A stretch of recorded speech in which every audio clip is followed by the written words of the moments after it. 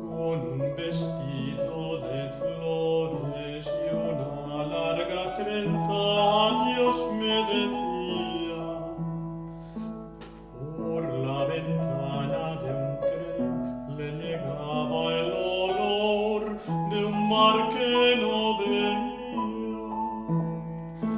En un patio soleado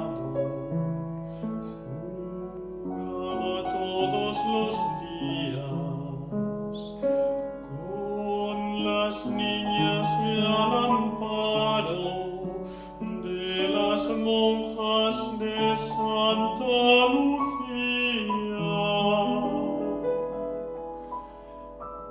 Y aprendió a leer con su mano infantil y a pintar con su voz aquel mar que no